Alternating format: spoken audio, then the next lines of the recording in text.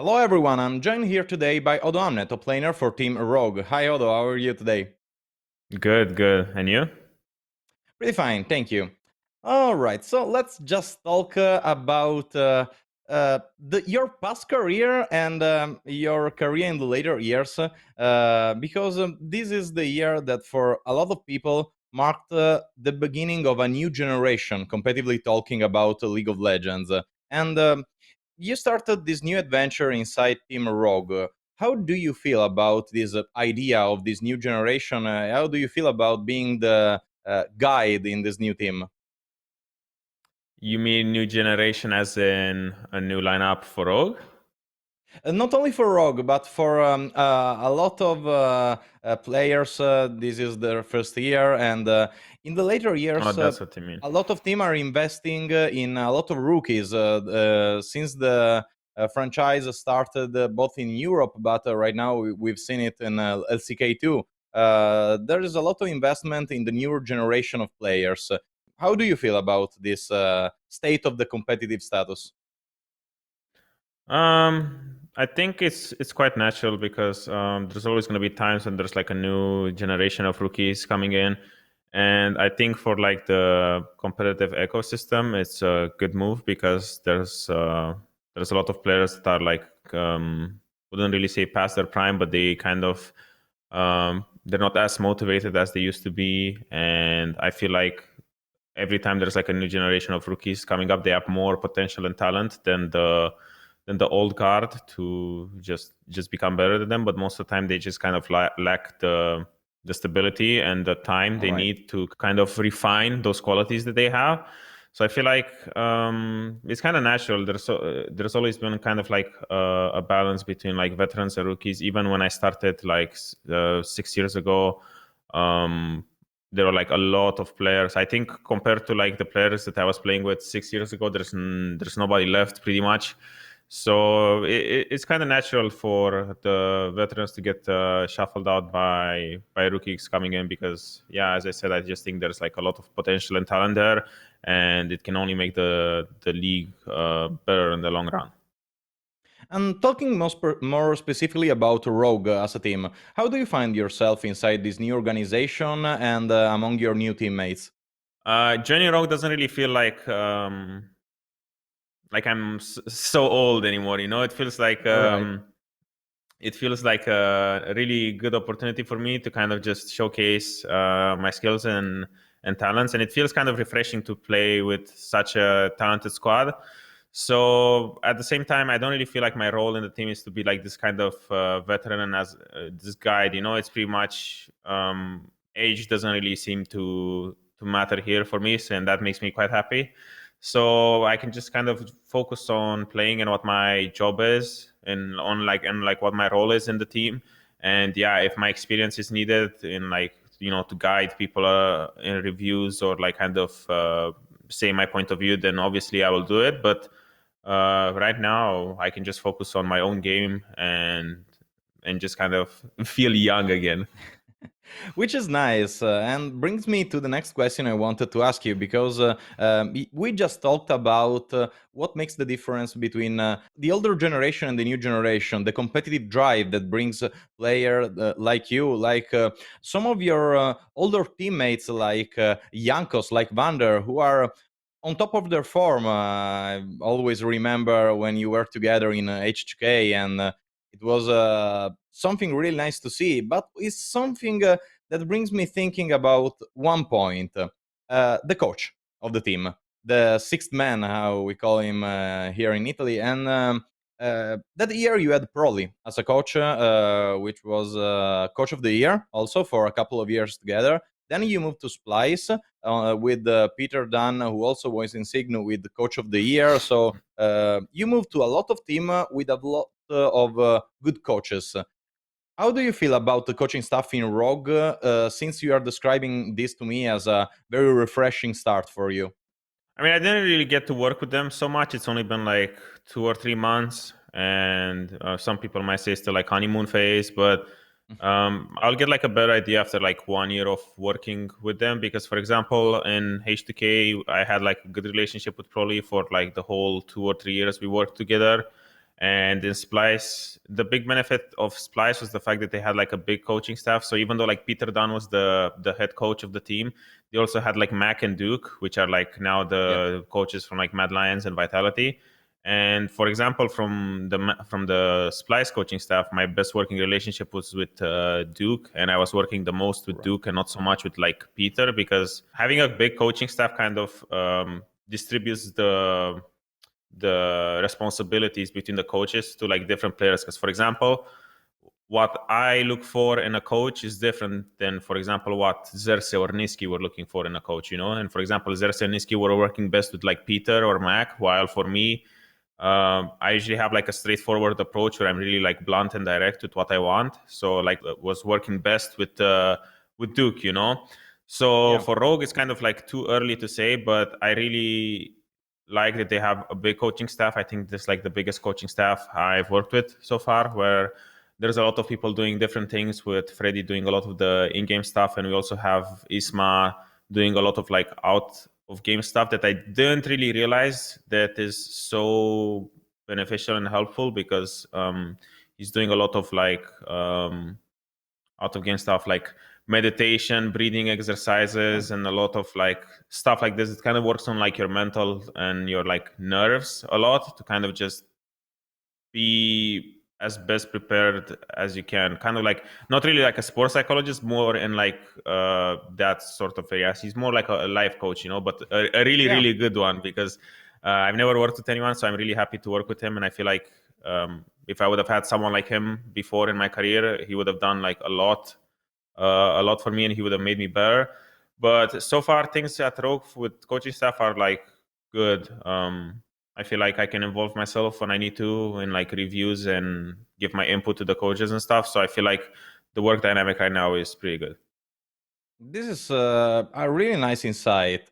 And also, I wanted to talk about Freddie more specifically because he was a former pro player in top lane like you as well. And he was very creative in his way of thinking about the game. He was the first Smite teleport to Shyvana, the first Smite teleport to Mundo in Europe.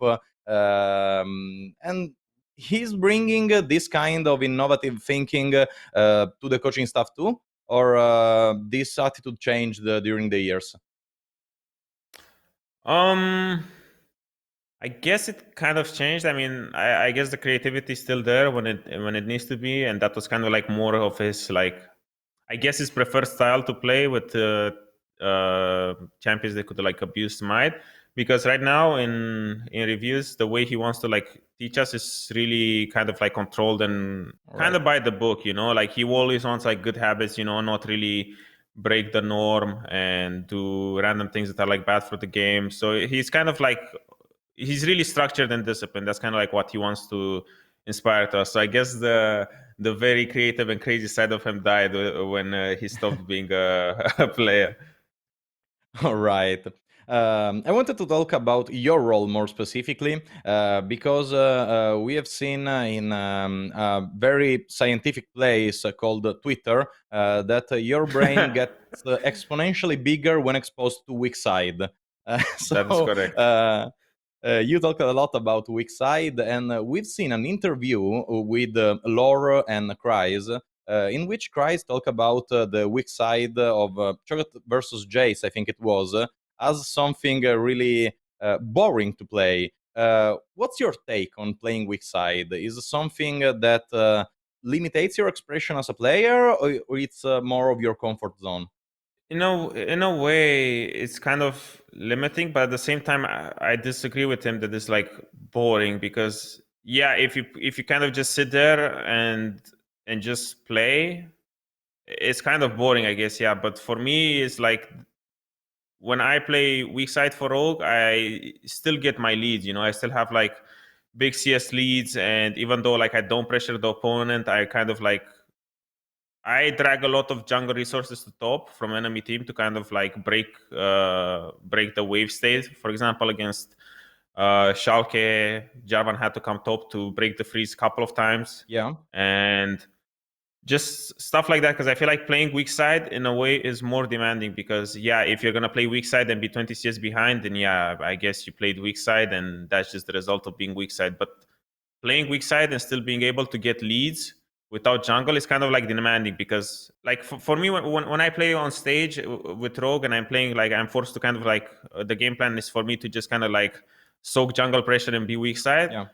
I'm my brain is permanently fried thinking of like 1 minute ahead, 2 minutes ahead, how my wave is gonna be and all of this stuff. So like my job right now when I play weak side is to never let the lane be in a bad state. So I kind of have to manipulate my wave always to be in a good position for me without having to ask for jungle a lot of times. Obviously, sometimes it's gonna be really necessary to get jungle to help me Yeah. out if the lane state is bad.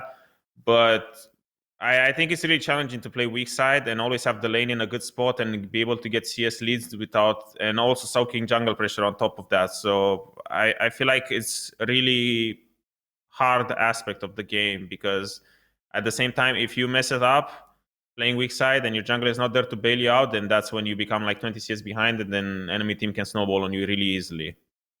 All right. So let's move from the weak side to the strong side, because we have this legend here in Italy, in which you are the only Western top laner legally allowed to blind pick cannon, since you are so good with it. And also, your only competitive pentakill was against Rogue with cannon. Yeah. So it's something really peculiar. What do you think about the strong side, about carries in top lane? Well, to be honest, even when I play Kennen, it's weak side, so that's kind of sad.